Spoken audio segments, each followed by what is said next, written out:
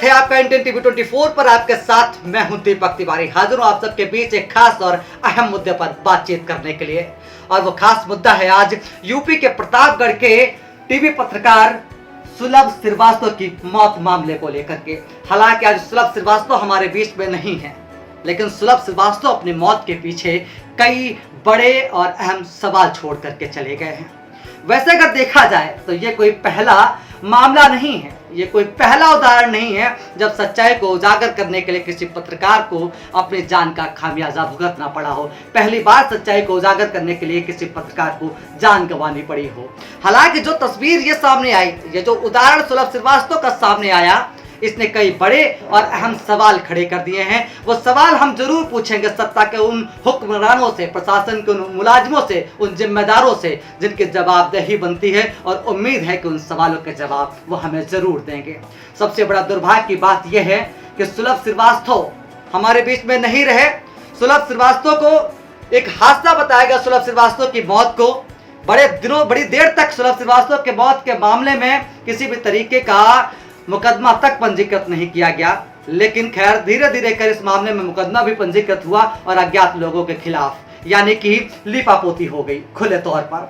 सबसे बड़ा और अहम सवाल जो खड़ा होता है वो ये, इस मामले को लेकर अगर हम बात कर ले तो सुलभ श्रीवास्तव के मामले को लेकर के विरोध प्रदर्शन पूरे देश के अंदर देखा जा रहा है, जिसकी एक झलक आज हमें यूपी की राजधानी जहां पर सूबे के आका योगी आदित्यनाथ खुद बैठते हैं, एक देखने को मिली। आज हजरतगंज के गांधी प्रतिमा पर इलेक्ट्रॉनिक मीडिया एसोसिएशन के द्वारा धरना प्रदर्शन किया गया, विरोध जताया गया और एसीपी को ज्ञापन सौंप करके सुलभ श्रीवास्तव के मामले की निष्पक्ष जांच की मांग भी की गई है। लेकिन हम उन सवालों पर आते हैं जो सुलभ श्रीवास्तव अपनी मौत के पीछे छोड़ करके चले गए।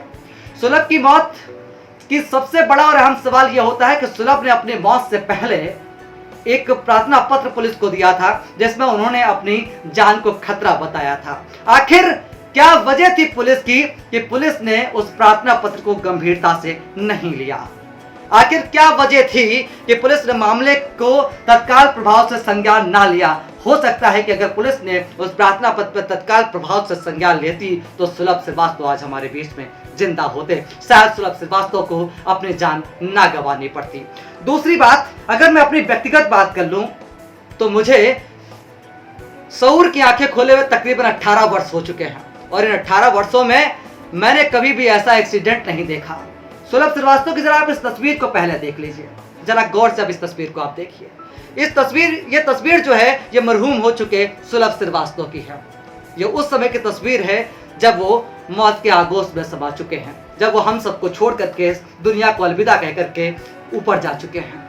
हम आपको बताएं, इस तस्वीर को जरा गौर से देखिए। अर्धनग्न अवस्था में पड़े हुए हैं सुलभ श्रीवास्तव, और सुलभ श्रीवास्तव के बदन पर जो शर्ट है उसके सारे बटन खुले हुए हैं। ऐसा कौन सा एक्सीडेंट होता है, ऐसा कौन सा सड़क दुर्घटना होती है जिसमें एक्सीडेंट हुए वाले व्यक्ति के शर्ट के सारे बटन खुल जाते हैं? जरा और गौर कर लीजिए इस तस्वीर के ऊपर आप। सुलभ श्रीवास्तव की जो पैंट है वो घुटनों तक नीचे आ चुकी है।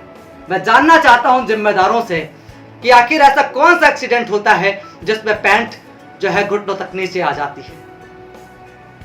सुलभ श्रीवास्तव की लाश ईंट भट्ठे के करीब मिली, और वो भी इतनी रात में जहां पर आम तौर पे लोग जाना पसंद नहीं करते हैं, और इतनी रात में वहां पर जाकर के सुलभ श्रीवास्तव को इस अवस्था में मिलना, सुलभ श्रीवास्तव का इस तरीके की मौत का मामला सामने आना, उसके बाद अज्ञात लोगों के खिलाफ मुकदमा दर्ज करके लीपापोती कर देना कहीं ना कहीं तक अपने आप में बड़ा सवाल खड़ा कर रहा है। इसको लेकर के कांग्रेस के प्रदेश महासचिव प्रियंका वाड्रा ने भी कई तरीके के सवाल किए हैं। वहीं पर समाजवादी पार्टी के अखिलेश यादव ने भी इसको लेकर के सरकार पर निशाना साधा है। लेकिन सबसे बड़ा और अहम सवाल ये खड़ा होता है कि आखिर कब तक सच्चाई को सामने लाने पर इस तरीके से पत्रकारों को जान से हाथ धोना पड़ेगा?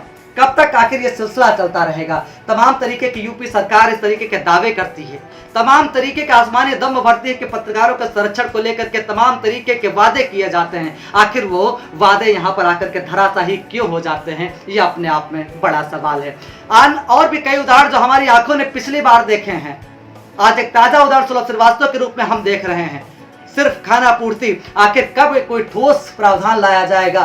कब इन पत्रकारों को सच्चाई उजागर करने के लिए जो जान गंवानी पड़ती है उनके दोषियों को कब दंडित किया जाएगा, ताकि आने वाले भविष्य में पूरी निर्भीकता के साथ हम पत्रकारिता कर सके, हम सच्चाई को समाज के सामने ला सके। वो सामाजिक मुद्दे, वो माफिया, चाहे वो खनन माफिया हो, चाहे शराब के माफिया हो, या अन्य किसी तरीके के माफिया हो, जो इस तरीके से अपना भय प्राप्त करने की कोशिश कर रहे हैं, पत्रकारों को दबा करके, उनकी आवाज को दबा करके अपना वर्चस्व कायम करने की कोशिश कर रहे हैं, उनके ऊपर कार्रवाई ना हो करके पत्रकारों को जान से हाथ कब तक धोना पड़ेगा, यह अपने आप में बड़ा और अहम सवाल है। ये सवाल अहम है, पूछना हमारी जिम्मेदारी है। हम पूछ रहे हैं और आगे भी पूछते रहेंगे, और आगे जो भी अपडेट इस मामले की मिलती रहेगी उसको लेकर के बना भी रहूंगा आपके साथ में। तब तक देखते रहिए इंडिया टीवी 24 में रहनी दीपक तिवारी के साथ। इसकी शिकायत उन्होंने कहीं की थी? जी, उन्होंने एडीजी साहब और कप्तान साहब को एप्लीकेशन दिया था। उन्होंने कहा था कि हमको 3-4 लोग कुछ दिनों से पीछा कर रहे हैं, आप हमको जाना की सुविधा दे दीजिए, और हमको अपने परिवार वालों को भी थोड़ी सी टेंशन है क्योंकि उनके ऊपर भी अटैक हो सकता है। ये सब उन्होंने लिखा था, लेकिन उसकी कोई कार्रवाई नहीं की गई, ना ही उनको कोई सुरक्षा के लिए कुछ दिया गया। क्या आपको भी कुछ बताया था उन्होंने 2 दिन पहले? जी, हमको 3-4 दिन पहले हम जब थोड़ा सा पहचान के बेचैन थे, हमने पूछा क्या हुआ, तो वो हमको बता रहे थे कि हमने एक खबर चलाई, तो उसी से कुछ लोग हमको मतलब पीछे पड़े हैं कि तुम क्यों ये खबर चलाई। जो भी हो, उनका जिसकी भी खबर थी, नहीं पता किसकी खबर थी क्या थी, तो इसी वजह से उन लोगों ने इन लोग के पीछे पड़े थे इनके। सरकार से आपकी क्या मांग है? सरकार से हमारी मांग यही है कि हमारे हमको सबसे पहले तो हमको न्याय मिले, सच्चाई के साथ। अगर आज हमारा पति दिया है तो उसको क्या मिला, और 24 घंटे में आज वो हमारे पास रहा नहीं, तो मतलब जो सच्चाई का साथ देगा वो रहेगा ही नहीं, और जो झूठ का साथ देगा वो सर उठा के जिएगा। तो हमको चाहिए न्याय। और हमारे 2 तो छोटे छोटे बच्चे हैं, एक 7 साल का बच्चा है, एक 11 साल की लड़की है, तो उसको हम कहाँ से खिलाएंगे, कहाँ से पिलाएंगे, हम क्या करेंगे। मेरे घर और कोई अर्निंग भी नहीं थी, उनकी पत्रकारिता से ही हमारे घर में रोटी नमक चल रही थी, जो चल रही थी, और ना कोई रोजगार है। क्या नाम है आपका? प्रियंका श्रीवास्तव।